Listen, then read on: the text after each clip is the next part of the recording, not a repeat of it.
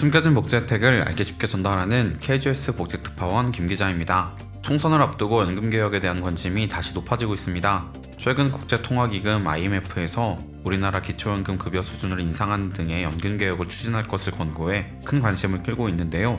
현재 정부와 각 정당에서는 다양한 의견으로 맞서고 있는 상황입니다. 국제통화기금 IMF가 이런 이야기를 하게 된 이유는 무엇인지 아주 쉽게 설명해드리겠습니다.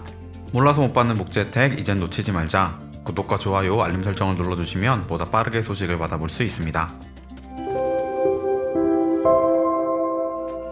IMF는 지난 19일 한국연례협의보고서에서 지금보다 적극적인 연금개혁을 추진하지 않으면 50년 뒤 한국 정부의 부채 규모가 국내 총생산의 2배 수준으로 확대될 수 있다고 경고했습니다.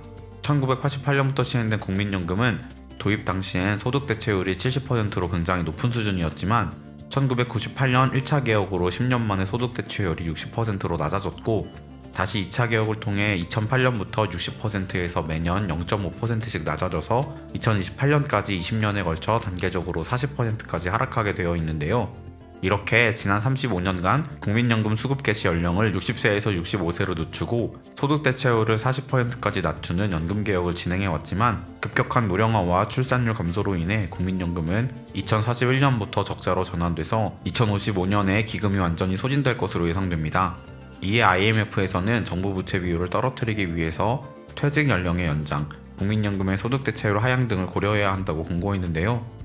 IMF는 특히 한국의 노인 빈곤율이 OECD 회원국 중 최악인 현실을 언급하면서 국민연금의 소득 대체율 인하는 반드시 기초연금의 인상 문제와 연동해서 고려해야 한다고 강조했습니다. 국민연금에 포함되어 있는 소득 재분배 기능을 축소 또는 폐지하여 이 재원을 바탕으로 기초연금의 보편적 지급을 추진해야 한다는 것으로 해석할 수 있는 권고입니다. 현재 국민연금의 경우 낸 돈 대비 평균 2.5배 더 받을 수 있는 구조로 되어 있지만 추후 국민연금을 낸 돈만큼만 지급하는 쪽으로 줄이면서 여기서 확보된 재원으로 기초연금을 더 많은 분들께 보편 지급해야 한다는 것입니다. 그렇다면 현재 우리나라의 국민연금과 기초연금에 대한 연금개혁은 어떻게 진행되고 있는 걸까요?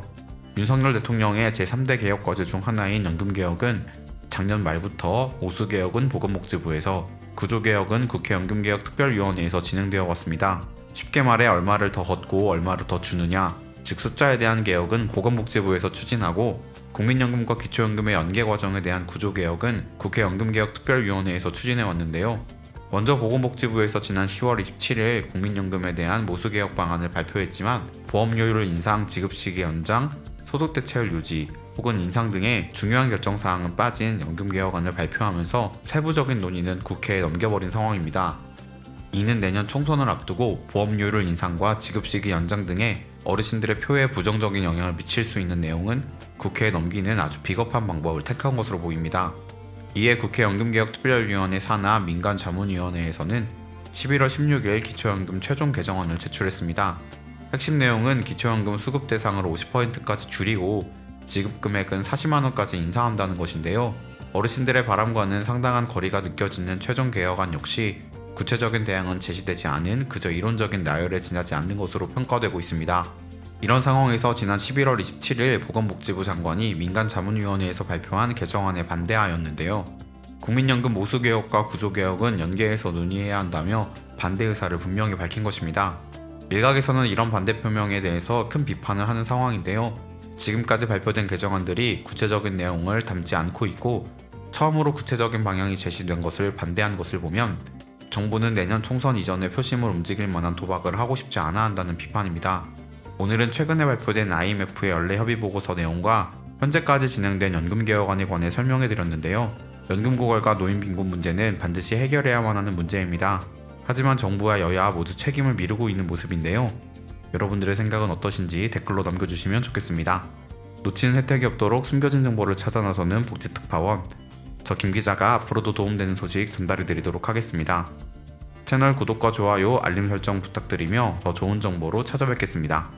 지금까지 KGS 복지특파원 김기자였습니다.